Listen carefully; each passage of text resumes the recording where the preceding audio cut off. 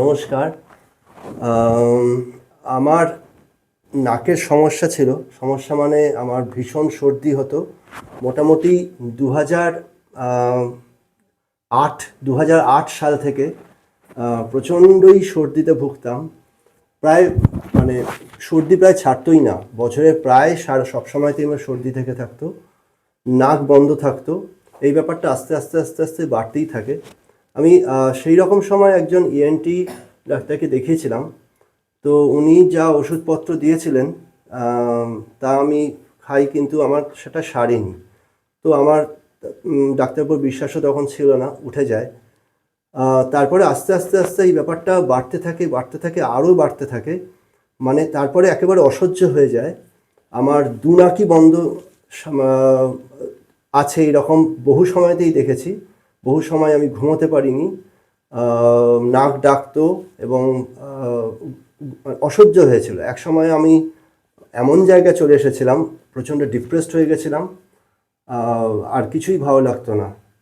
তো তারপরেই আমি একেবারে দিশেহারা হয়ে আমি এই ডাক্তারবাবু RD ENT সেন্টারের খোঁজ পাই। আর ডাক্তার BK মণ্ডলের কাছে আমি আসি, চিনতামই না তাকে।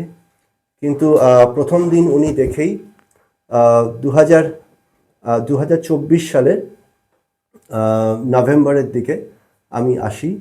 তো উনি আমাকে দেখেই বলেন যে এটা অপারেশন ছাড়া এর আর কোনো গতি নেই, কারণ আমার নাকের ভেতরে দু নাকেই অনেক পলিপ হয়ে নাক একদম বুজে গেছে। এছাড়াও আমার নাকের সেপ্টামটা একটু বাঁকা আছে। তো এই দুটোরই অপারেশন উনি একসঙ্গেই করেন। তো আমারও আর কোনো গতি ছিল না অপারেশন ছাড়া, তা আমিও রাজি হয়ে যাই।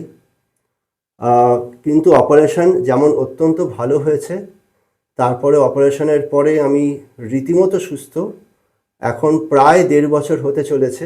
1.5 বছর বাদে এখন আমি আমার নাকের ভেতর দেখেছি, আমি নিজে প্রচণ্ড সুস্থ বোধ করছি। মানে একেবারেই সেই জিনিস পুরোপুরি চলে গেছে, বিন্দুমাত্র কষ্ট নেই।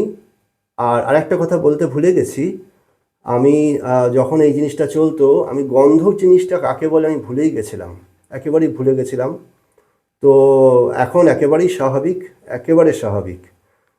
এই জন্য ডাক্তারবাবুর প্রতি আমার অশেষ কৃতজ্ঞতা, এবং এর উপকারের শেষ নেই। আমি এখন ভীষণভাবে সুস্থ আছি, এবং আমার নাকের ভেতর এখনও দেখা হয়েছে যে এখন পলিপ টলিপ আমার কিচ্ছু নেই, একেবারে সম্পূর্ণ সুস্থ।